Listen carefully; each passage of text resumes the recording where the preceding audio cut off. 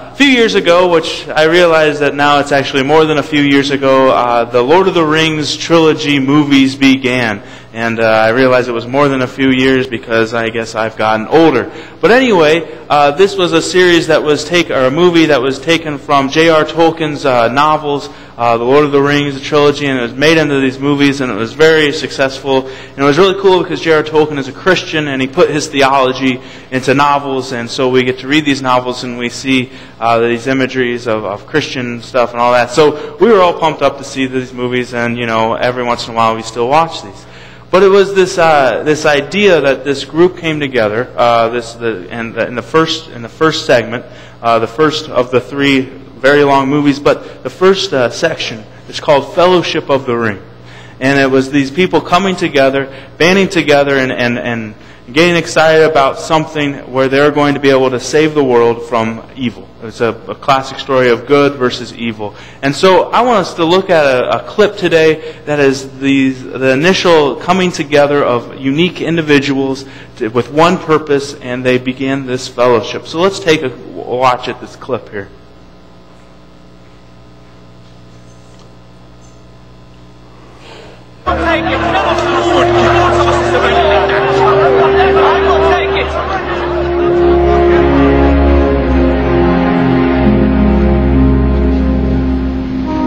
I will take the ring to Mordor.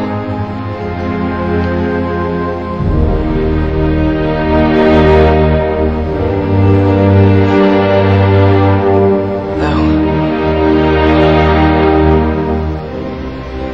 I do not know the way.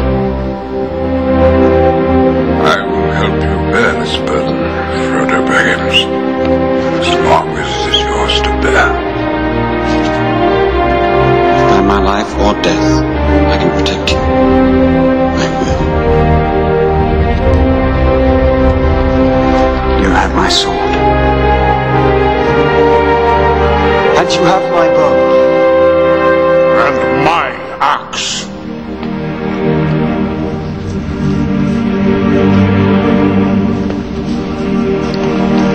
Carry the fate of us all, little one.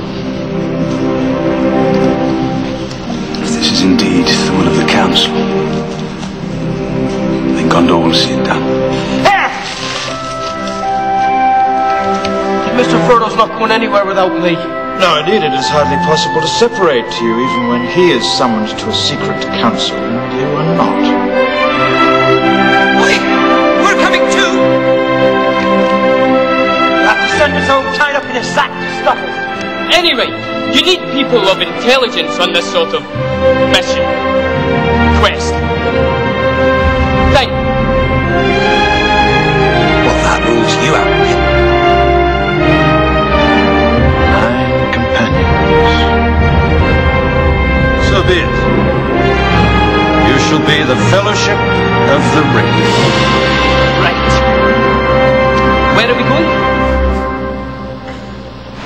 So, yes, now some of you are getting teared up, I know, and now you're going to spend the rest of the day watching these movies. But anyway, but here's this fellowship. These individuals, these unique individuals that were coming together, a hobbit, a dwarf, an elf, Orlando Bloom, all of them coming together, and they were passionate about one thing, and that was to go on this mission and destroy this ring, destroy evil in the world. And so they were very pumped up about that, and they were excited about that, and they wanted to be part of that fellowship. They wanted to be part of that fellowship of the ring. Well, last week was Pentecost. Last week was the week where the Spirit came down upon us, and it changed everything. Everything has changed now. The way that people view God has changed. God has not abandoned. God has not is absent, but God is present. God is present amongst His people, and because of that, because we understand that as Spirit, everything now has changed. And what we see as we go further into the rest of Acts chapter 2, we see this fellowship begin. We see these people coming together because they want to know who Jesus Christ is, and then they want to become disciples for Jesus Christ. And so it's a very exciting thing. And we see here in the next slide, it just says, the Spirit's coming has made a radical shift in our world and the way people perceive and follow God. Everything is different. Everything is different. And so when there's a big shift that happens, people are excited. People are want to know what's going on, but people are excited and they want to take off on this new thing. And so this shift has happened. And so the way that people worship God is completely different. The way people follow God is completely different now. And so we see people coming together. And we see people beginning to be followers for Jesus Christ. At the beginning of this passage, we see Peter begin to give a sermon. We see Peter's sermon isn't a sermon that is dealing with theology and with ethics and with doctrines and doing the list of do's and the list of don'ts. We don't see that happening. What we see is that Peter is telling a story. Peter's telling his story of how Jesus Christ has affected him. Through the telling of this story that Peter tells, the Jesus movement begins. That radical shift that has happened with the Spirit coming, with the Spirit being present. Peter tells a sermon. But that sermon is just his story. And that story begins the Jesus movement. And that story is broken down into 3 sections. Peter begins by talking about the prophet Joel. And how Joel has prophesied how the Spirit will come. How the Spirit will come and interact with God's creation and how everything will be different from that point on. And then we see Peter talk about David. And we're reminded when we hear that Peter's talking about Joel and Peter's talking about David, we're reminded that Peter is talking to a Jewish audience. Those who had Jewish pasts and Jewish backgrounds and Jewish upbringings, that's who Peter's talking to. And so he's using 2 characters that they can interact with, that they know. They know that Prophet Joel talked about the Spirit coming.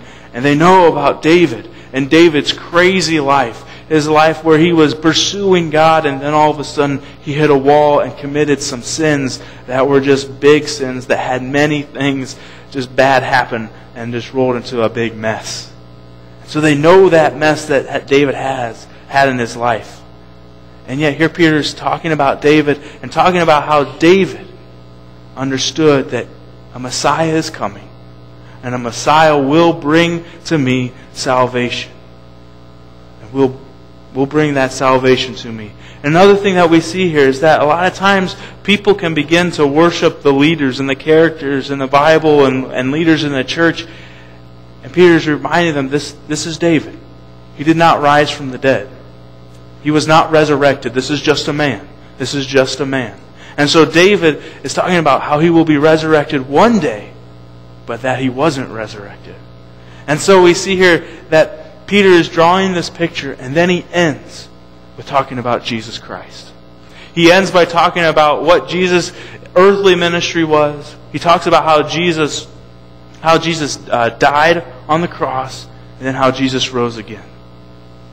And we see that through this telling of the story, he just reminds the people that you need to repent and be baptized and be filled with the Spirit.